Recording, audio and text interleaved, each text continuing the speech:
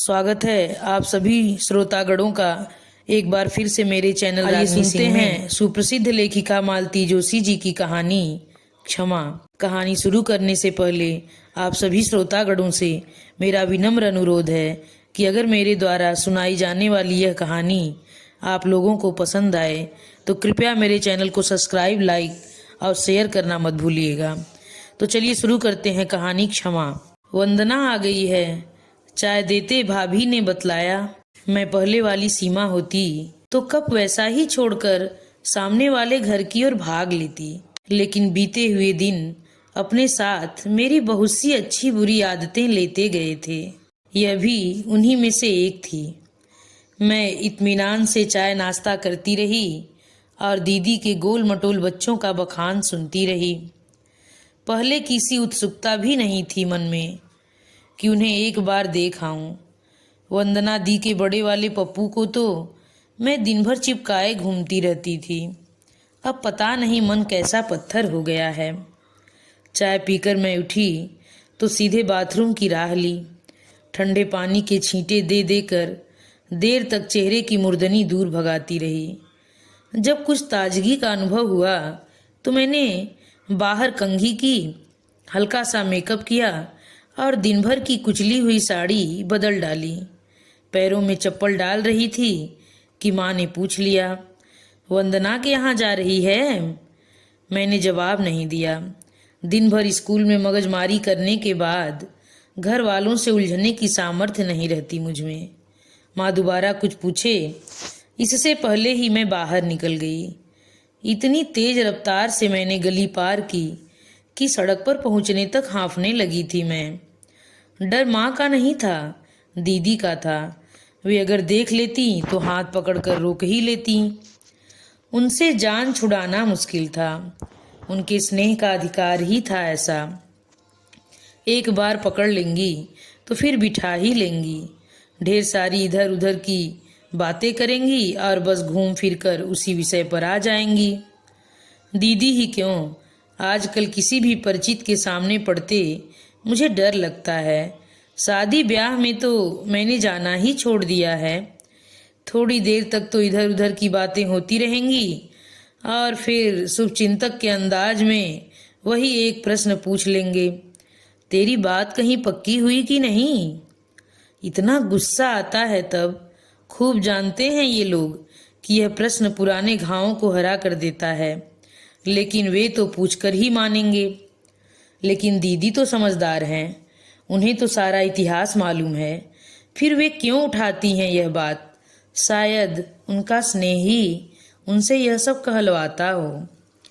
पर मैं तो तिलमिला जाती हूँ। इच्छा होती है चीख कर कह दूँ, आपकी अपनी शादी तो हो गई है ना, फिर अपना घर बार संभालिए, बच्चे पालिए और चुप रहिए। दूसरों की चिंता आपको क्यों है? क्यों मेरी दुखती रग छूती हैं बार बार? दीदी शायद सचमुच शुभचिंतक है मेरी। कई बार अच्छे रिश्ते भी लाई हैं मेरे लिए, लेकिन मेरा भाग्य हर बार उनके प्रयासों को मिट्टी कर देता है। पिछली बार भी दीदी ने पत्र में लिखा था, सीमा तेरे लिए एक बहुत अच्छी बात मन में आई है, लेकिन पत्र में लिखने का साहस नहीं हो रहा। पता नहीं तू क्या सोच बैठे। अगली बार आऊंगी तब बताऊंगी। मन में उत्सुकता थी, डर भी था कि दीदी पता नहीं क्या कहने वाली हैं। मैं अपने विचारों से जूझती हुई फूलबाग तक चली गई। घूम घाम कर लौटी तो शाम हो चली थी। अम्मा दरवाजे में ही बैठी मिली। कहाँ चली गई थी तू? वंदना कब से बैठी थी, अभी अभी तो उठ कर गई है। लाइब्रेरी तक चली गई थी, मैंने सूखा सा जवाब दिया। वंदना आई है? कब? भैया ने पूछा। वे शायद अभी अभी बैंक से लौटे थे और जूते खोल रहे थे। आज दोपहर ही तो आई है पंजाब मेल से, भाभी ने चाय लगाते हुए कहा। अभी यहाँ भी होकर गई हैं। पता है क्या कह रही थी? भाभी ने कुछ कहना चाहा पर माँ की ओर देखकर चुप रह गई। दरअसल माँ का पुराना सिद्धांत है, दफ्तर से लौटे हुए व्यक्ति को तुरंत ही सब कुछ मत बताओ। एक आध कप चाय उसके पेट में जाने दो। गर्मा गर्म जो बन सके वह उसके सामने रखो, फिर उसके मूड का अंदाज लेते हुए ही मुंह खोलो। माँ की ट्रेनिंग में रहते रहते इतने साल हो गए हैं, भाभी भी इशारे को तुरंत समझ जाती हैं। मुझे उत्सुकता बनी रही, लेकिन उस दिन फिर कोई बात ही नहीं हो पाई। दूसरे दिन इतवार था और मेरे पास व्यस्तता का कोई बहाना ही नहीं था। मजबूर होकर मुझे दीदी के पास जाना ही पड़ा। ऊपर जाते हुए सोचा, बचपन में कितनी कितनी बार इन सीढ़ियों से चढ़ी उतरी हूँ, कितनी बार माँ की डांट खाई है इसके लिए, लेकिन अब जैसे पाँव में पत्थर बंधे हुए हैं। आइए जनाब, आप तो ऐसी बिजी हो गई कि कल से शक्ल ही नहीं दिखाई दी। दीदी ने स्वागत किया। उनके उलाहनों का मैंने कोई जवाब नहीं दिया और टुकुर टुकुर ताकती दोनों लड़कियों को गोद में उठा लिया। साल भर में वे दोनों खूब बड़ी सी हो गई थीं और शायद मुझे भूल भी गई थीं। और सुनाओ, क्या हाल है? दीदी ने पूछा और हमारी बातचीत शुरू हो गई, पर उसमें पहली की सी रवानी नहीं थी। जैसे चुन चुन कर हम लोग बातें उठा रहे थे। पहले तो हम लोग घंटों बातें करते थे और समाप्त नहीं होती थीं। वे मुझसे 4-5 साल बड़ी थीं, लेकिन पास पड़ोस में और कोई न होने के कारण हम लोगों में खूब घुटती थी। उनकी शादी में मैं इतना रोई थी कि देखने वालों को ताज्जुब आ गया था। माँ ने तो कहा था, तेरे कोई देवर नहीं है वंदू, इसे भी अपने घर में बुला ले। सब लोग हंस दिए थे। हंसने की बात ही थी, इतनी कट्टर ब्राह्मणी है माँ, भला कायस्थों के यहाँ मुझे ब्याहती। बोलने का काम दीदी ही कर रही थी, मैं तो श्रोता की भूमिका निभा रही थी। कहने के लिए उनके पास सैकड़ों बातें थीं, घर की, बच्चों की, बच्चों के पिता की। मेरे पास क्या था?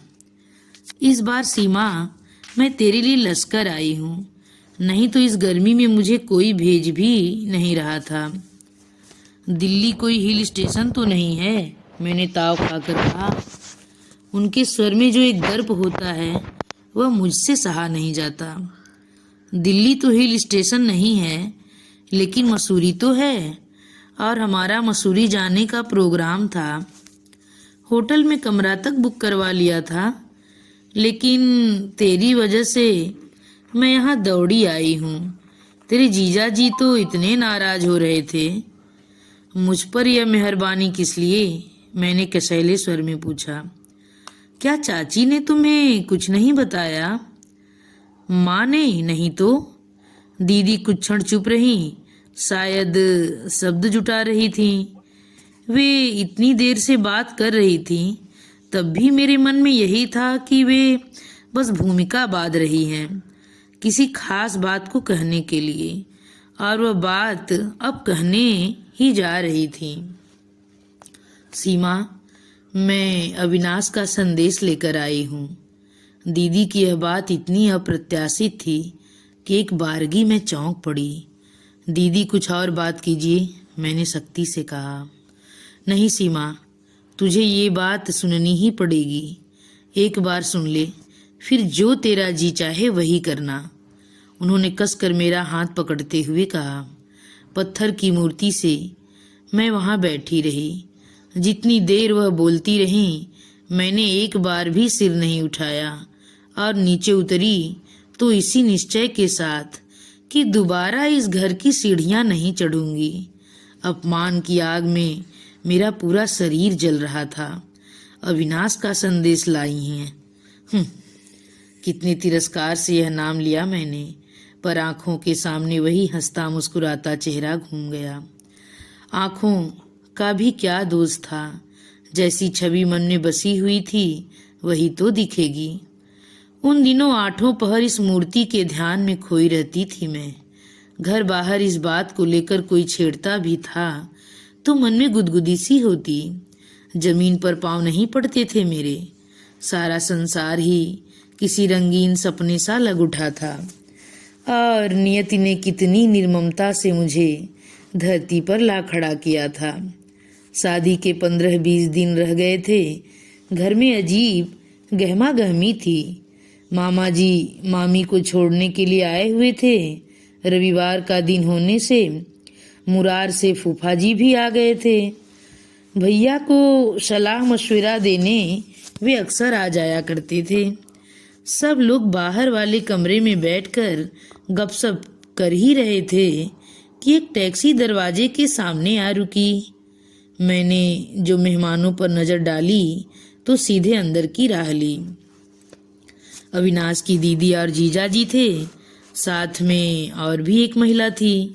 घर में जैसे भगदड़ सी मच गई। माननीय अतिथियों के स्वागत सत्कार का आयोजन होने लगा। तभी दीदी ने धीरे से बात उठाई। हमें पता चला है कि लड़की की पीठ पर सफेद दाग है। हमारे साथ ये लेडी डॉक्टर आई हैं, ये सब देख लें तो हमें तसल्ली हो जाएगी।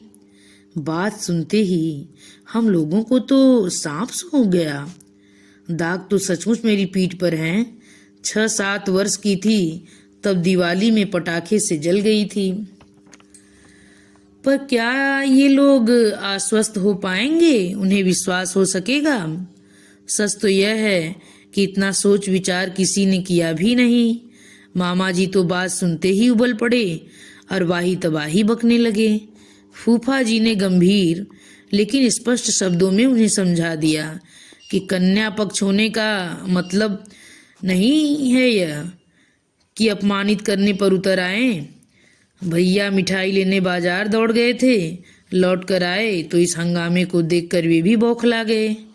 माँ बेचारी बीच बचाव करती रहीं, लेकिन बात बिगड़ती ही चली गई। सपनों का रंग महल क्षण भर में धराशायी हो गया। और अब फिर उनका प्रस्ताव आया है, क्योंकि साल भर पहले उनकी पत्नी 3 साल की बेटी को छोड़कर स्वर्ग सिधार गई हैं। और वंदना दी इस रिश्ते की पैरवी कर रही हैं, क्योंकि वे उनके नए पड़ोसी हैं। रात पिंटू और निम्मी के सो जाने पर माँ ने भैया के सामने यह बात उठाई। बुरा सा मुंह बनाए भैया सब कुछ सुनते चले गए, बोले कुछ नहीं। लड़के का कुछ दोष नहीं है रे, माँ ने जैसे बात पर अपनी मुहर लगाते हुए कहा। वंदना बतला रही थी कि वह तो तब तक छुट्टी लेकर घर पहुंचा ही नहीं था। सारा किस्सा तो उसे घर जाकर मालूम हुआ। तो बाद में ही उसने क्या कर लिया? 2 लाइन की चिट्ठी तक तो लिखी नहीं गई उससे, भैया ने रुखाई से कहा। वह चिट्ठी क्यों लिखने लगा? माफी तो हम लोगों को मांगनी चाहिए थी। उस दिन क्या क्या नहीं कह डाला तेरे मामा ने। बुढ़िया रोकती रह गई, पर वे तो दोनों तो जैसे डंड पेल कर अखाड़े में उतर आए थे। लड़की वालों को इतने तेवर शोभा देते हैं कहीं? भैया कुछ नहीं बोले, शायद उन्हें भी सारा किस्सा याद आ गया था। अच्छा खासा नाटक ही हो गया उस दिन। बाद में सब ने कहा इतने हंगामे की जरूरत नहीं थी, डॉक्टर देख लेती, चुपचाप चली जाती। न होती शादी, पर गली मोहल्ले में जात बिरादरी में बात न फैलती। और सचमुच बात ऐसी फैली कि आज तक कहीं रिश्ता तय नहीं हो पाया है। कौन जानबूझकर आग में हाथ देता है?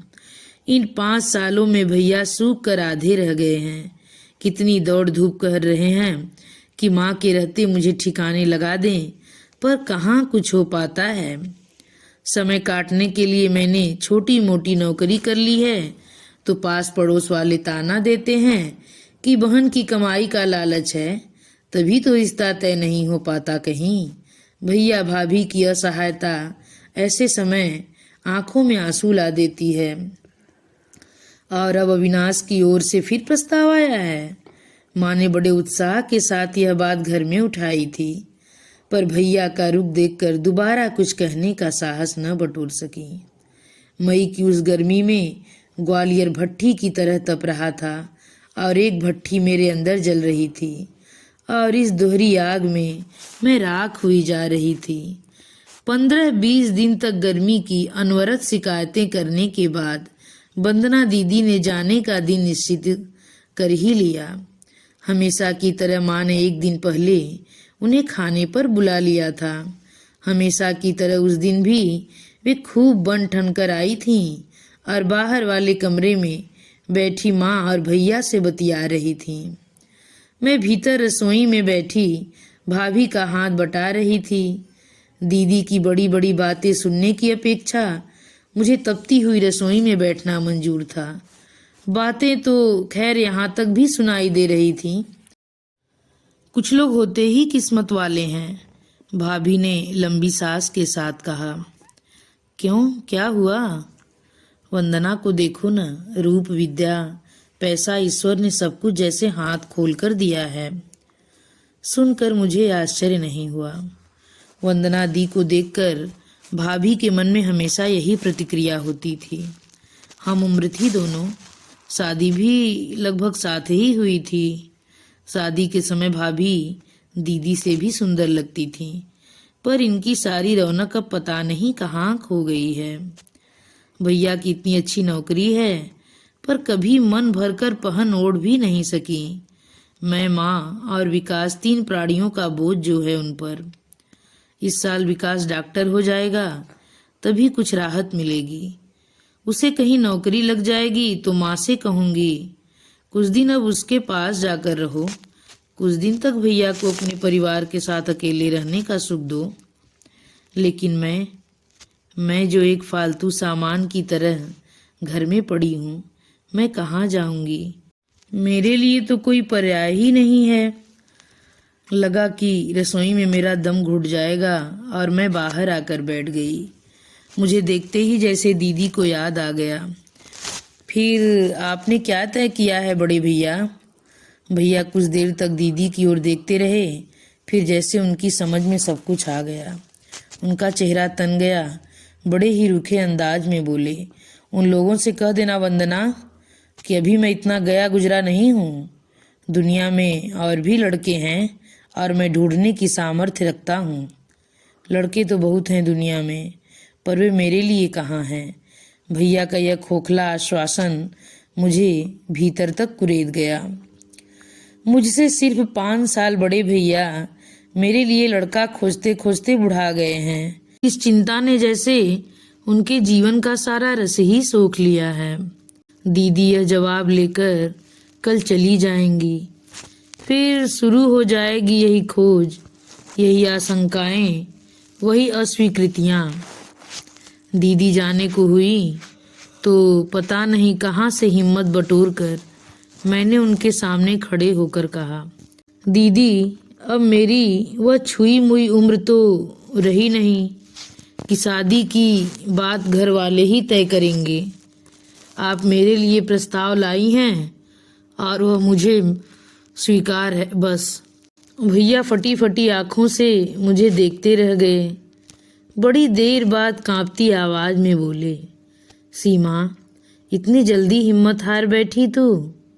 या मुझ पर विश्वास ही नहीं रहा?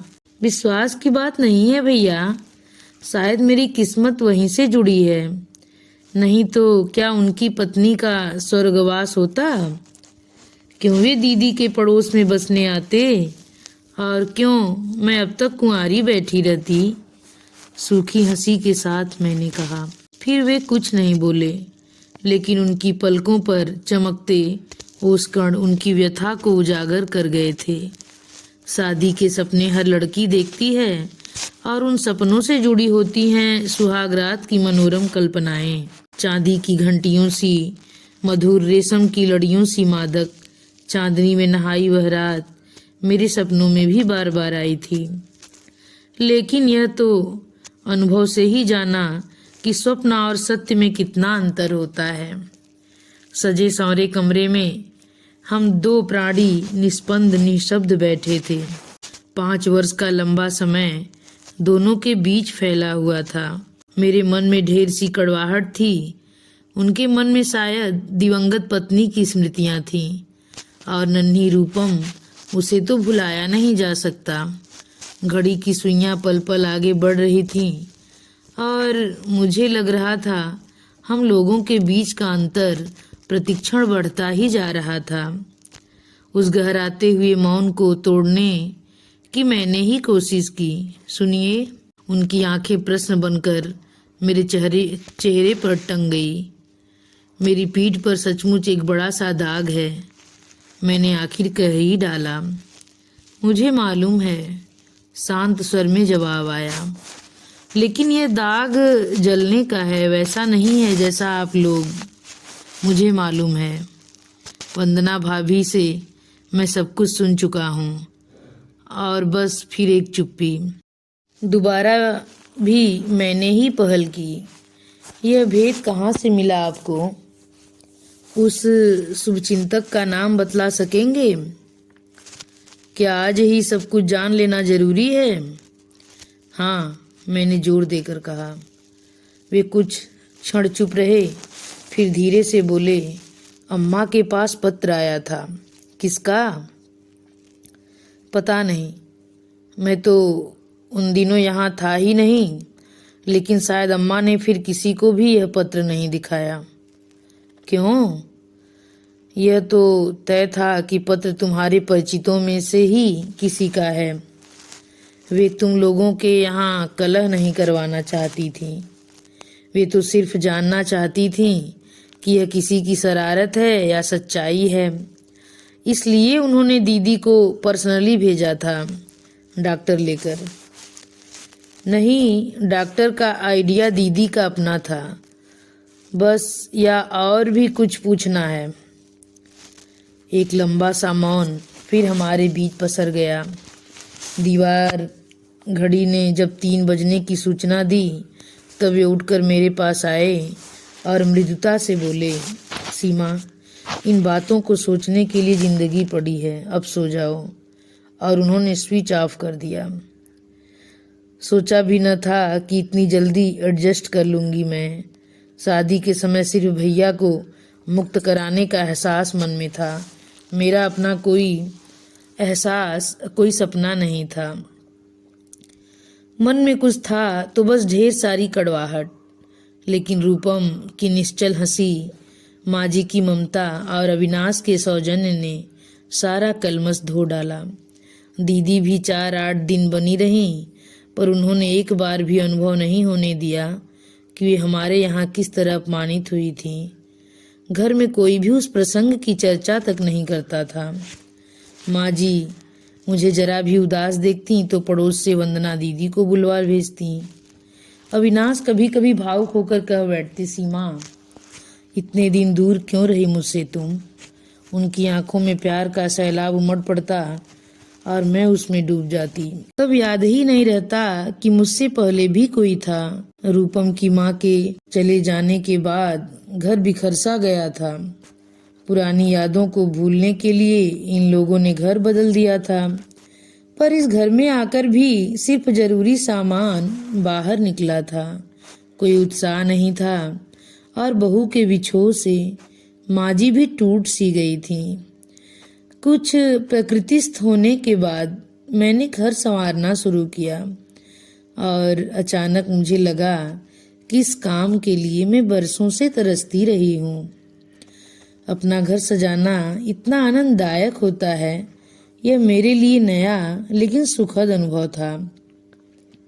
घर पर माँ और भाभी पर बात बात पर झल्ला पड़ने वाली मैं अब एकदम शांत और हंसमुख हो गई थी। पता नहीं कहाँ से मुझ में इतनी शक्ति आ गई थी कि सुबह से शाम तक मैं काम करती और मुझे थकान नहीं होती थी। अक्सर माँ जी डांट देती, बेटे से शिकायत भी करती, पर उस शिकायत में प्रशंसा का पुट होता और मैं फूल जाती। उस दिन माँ जी के पुराने कपड़ों का बक्सा खोलकर बैठ गई थी। उनके जमाने की कामदार साड़ियाँ थी, असली जरी का काम था उन पर। रूपम की मम्मी को उतने भड़कीले कपड़े पसंद नहीं आते थे, इसलिए वे वैसी ही अनछुई रह गई थीं। माँ जी की इच्छा थी कि मैं अपनी पसंद की 2-4 साड़ियाँ निकाल लूँ और कभी कभार पहना करूँ। साड़ियाँ सचमुच भारी थी, फिर भी मैंने सोचा माँ जी का मन तो रखना ही चाहिए। 3-4 साड़ियाँ मैंने ड्राई क्लीनिंग के लिए अलग से निकाल कर रख ली। फिर सोचा लगे हाथ बक्सा भी जमा ही दूं। सारे कपड़े बाहर निकाल कर नीचे बिछा हुआ पुराना अखबार भी निकालने जा रही थी। एक लिफाफा टब से नीचे गिरा। मैंने उसे उलट पलट कर देखा। माँ जी के नाम ही थे। अक्षर पहचानने से लगे, इसलिए इधर उधर देखकर मैंने चुपके से भीतर वाला कागज निकाल लिया। मुश्किल से एक वाक्य था, लड़की की पीठ पर बड़ा सा दाग है। लड़की का ल बड़ी देर तक मेरा मुंह चिढ़ाता रहा और फिर जैसे सब कुछ एकदम साफ हो गया। लड़की के स्थान पर मुझे ललिता नजर आने लगा और ललिता भाभी का नाम है ल। शब्द वह बहुत इत्मीनान से लिखती हैं, जो उनके पत्र में अलग से ही चमकता है। इन अक्षरों की तो एक रेखा मेरी पहचानी हुई है। तो क्या यह पत्र मेरी स्नेहमयी सुशीला भाभी ने लिखा है? क्या मिला उन्हें मेरे जीवन के बहुमूल्य 5 वर्ष छीनकर? शादी तो हुई और वहीं हुई, पर उसमें वह स्वाद कहाँ रहा। मुझे वह सारा मनस्ताप, लज्जा और लांछन याद आए और लगा मेरी सारी शक्ति किसी ने छीन ली है। दुख और रोज से हृदय धू धू जल उठा और मैं घुटनों में सिर दिए वहीं बैठी रही। माँ जी दौड़ी हुई आईं। क्या हुआ मेरी बच्ची को? उन्होंने प्यार से सिर पर हाथ फेरते हुए पूछा। कुछ नहीं, आपकी साड़ियाँ देखकर मुझे माँ की याद आ गई। मैंने बात बनाई। असल में तू थक गई है, जा लेट जा थोड़ी देर। उन्होंने ममता भरा आदेश दिया और खुद कपड़े तहाने बैठ गई। अपने कमरे में लेटी मैं सोच रही थी कि अभी आकर वे मुझसे लिफाफे के लिए पूछेंगी, पर शायद उन्हें भी भूल गई थी वे बातें। नहीं तो इतने दिनों तक अखबार की तहों में वह न पड़ा रहता। कुछ देर बाद वे मेरे लिए चाय बनाकर लाईं तो मेरा मन कृतज्ञता से भर उठा। माँ जी, 4-8 दिनों के लिए मैं लश्कर हो आऊं? माँ की बहुत याद आ रही है, मैंने हौले से पूछा। क्यों नहीं बेटा, मैं तो खुद कहने वाली थी, राखी पर भी न गई थी। उन लोगों को बहुत बुरा लगा होगा। दूसरे ही दिन सुबह इन्होंने मुझे पंजाब मेल में चढ़ा दिया।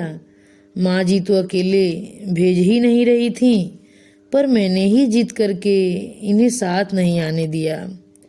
मैं कोई खुशी बटोरने के लिए वहां नहीं जा रही थी। मैं तो भाभी से जवाब तलब करने जा रही थी। वहां इनकी उपस्थिति मुझे संकोच में ही डाल देती। 3 महीने बाद ही लौटी थी, फिर भी शहर कैसा नया नया और अपना सा लग रहा था।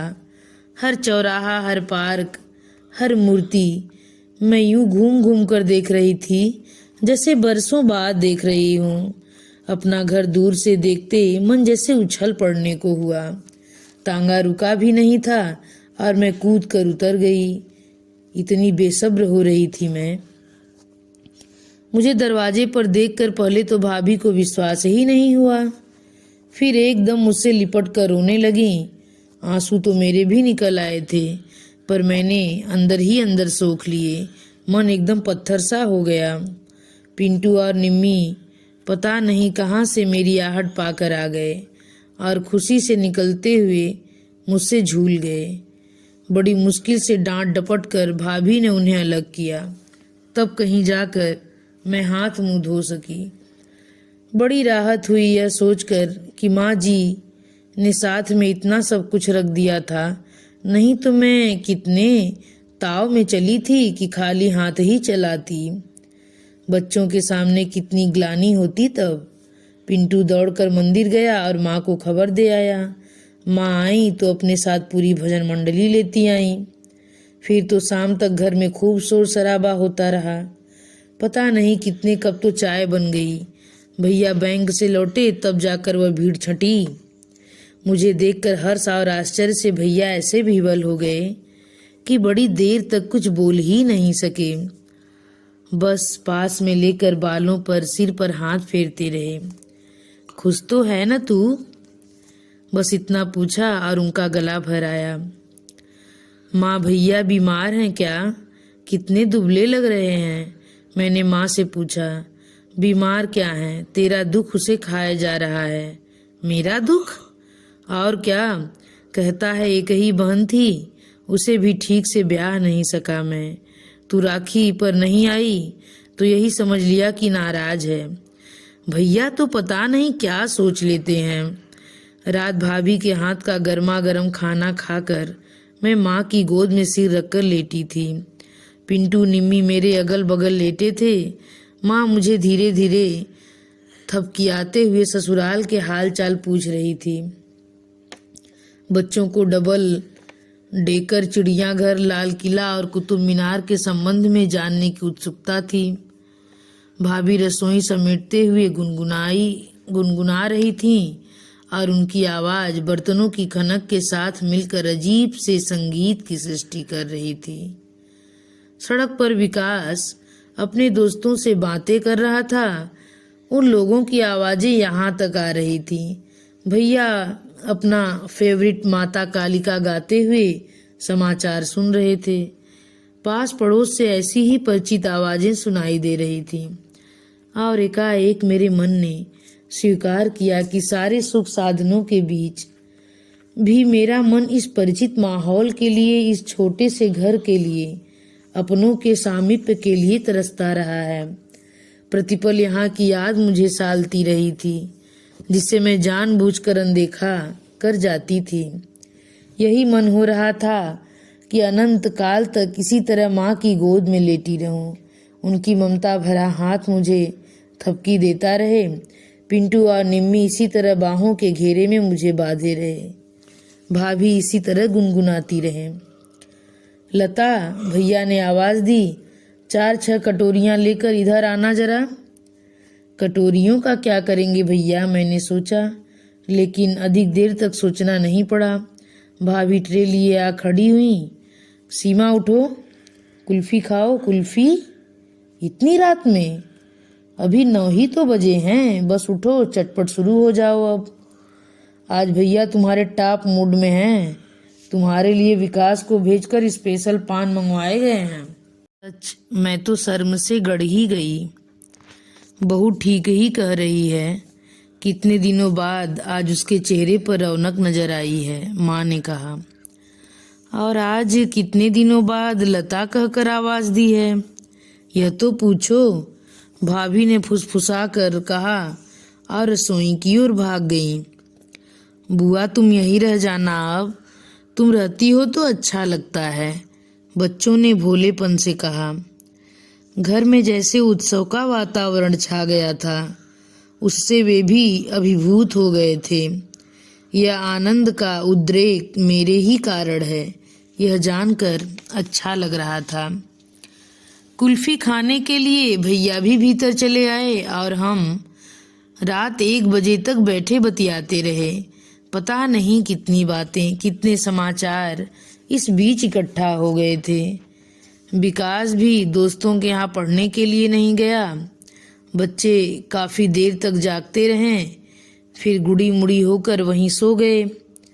सारा परिवार उस छोटे से कमरे में सिमट आया था। दिन भर मुझे इसी अवसर की प्रतीक्षा थी और अब मेरी हिम्मत नहीं पड़ रही थी। खटिया के नीचे मेरे सूटकेस में भाभी का लिखा वह पुर्जा बाहर आने के लिए छटपटा रहा था। क्षण भर में सारा वातावरण चटका कर चूर कर देने की ताकत उसमें थी, लेकिन लगा यह अन्याय मुझसे नहीं होगा। जीवन भर के लिए भैया की हंसी, पारिवारिक सुख शांति छीनने का पाप मैं नहीं कर पाऊंगी। माँ को जिंदगी भर के लिए एक नया दुख मैं नहीं दे पाऊंगी।